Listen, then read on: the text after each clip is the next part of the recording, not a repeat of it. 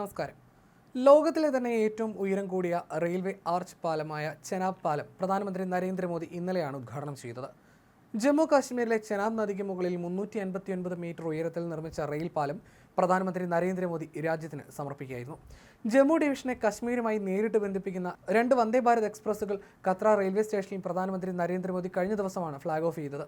ലോകത്തിലെ ഏറ്റവും വലിയ റെയിൽവേ പാലം എന്ന വിശേഷണത്തോടെ ജമ്മു കാശ്മീരിൽ ചെനാബ് പാലം തലയുയർത്തി നിൽക്കുമ്പോൾ അതിനു പിന്നിൽ പ്രൊഫസർ മാധവി ലത എന്ന ബംഗളൂരുകാരിയുടെ 17 വർഷത്തെ കഠിനാധ്വാനത്തിന്റെ കഥ കൂടിയുണ്ട്. ബംഗളൂരുവിലെ ഇന്ത്യൻ ഇൻസ്റ്റിറ്റ്യൂട്ട് ഓഫ് സയൻസിലെ പ്രൊഫസറാണ് മാധവി ലത. കഴിഞ്ഞ 17 വർഷമായി പദ്ധതിയുടെ ജിയോ ടെക്നിക്കൽ കൺസൾട്ടന്റായി അവർ പ്രവർത്തിക്കുകയായിരുന്നു. പദ്ധതിയുടെ പ്ലാനിംഗ് മുതൽ ഡിസൈൻ, നിർമ്മാണം തുടങ്ങി എല്ലാ ഘട്ടങ്ങളിലും മാധവി ലത ഒപ്പമുണ്ടായിരുന്നു. പദ്ധതിയുടെ ആസൂത്രണം, രൂപകൽപ്പന, നിർമ്മാണം എന്നിവയിൽ ഭൂപ്രകൃതി ഉയർത്തിയ തടസ്സങ്ങൾ മറികടക്കുന്നതിന് മാധവി ലതയുടെ സംഭാവനകൾ ഒഴിച്ചുകൂടാനാകാത്തതാണ്. വെല്ലുവിളി നിറഞ്ഞ ഭൂപ്രകൃതി, കാലാവസ്ഥ മുതലായവ മൂലം നിർമ്മാണം ഒരു ദുഷ്കരമായ ദൗത്യമായിരുന്നുവെന്ന് ബന്ധപ്പെട്ട വൃത്തങ്ങളെ ഉദ്ധരിച്ച് ദേശീയ മാധ്യമങ്ങൾ റിപ്പോർട്ട് ചെയ്യുന്നു.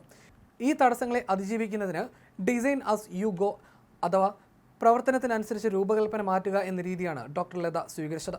പ്രാഥമിക സർവേകളിൽ വ്യക്തമല്ലാതിരുന്ന വ്യത്യസ്ത പാറകളുടെ സാന്നിധ്യം, ഗുഹകൾ തുടങ്ങിയ ഭൗമശാസ്ത്രപരമായ സാഹചര്യങ്ങൾക്കനുസരിച്ച് നൂതനമായ രീതികൾ കണ്ടെത്തിയായിരുന്നു ഡോക്ടർ ലതയുടെ പ്രവർത്തനം. സങ്കീർണമായ സാഹചര്യങ്ങളിൽ പോലും അവരുടെ പ്രവർത്തനവും നിർദ്ദേശങ്ങളും സ്വപ്ന സാക്ഷാത്കാരത്തിന് കരുത്തു പകർന്നു. IISc-യുടെ സിവിൽ എഞ്ചിനീയറിംഗ് വകുപ്പിലെ റോക്ക് എഞ്ചിനീയറിംഗ് വിദഗ്ധയായ ലത ചെനാബ് പാലത്തിന്റെ രൂപകൽപ്പനയിലും നിർമ്മാണത്തിലും അത്തരത്തിൽ നിർണായക ഉപദേശകയായി മാറുകയായിരുന്നു.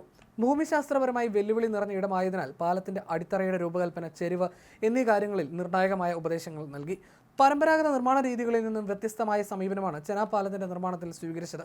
ഖനനം ആരംഭിച്ചപ്പോൾ തന്നെ പദ്ധതി പ്രദേശത്തെ പാറയുടെ സ്വഭാവവും അവസ്ഥയും മനസ്സിലാക്കാൻ സാധിച്ചുവെന്നും അവർ പറയുന്നു.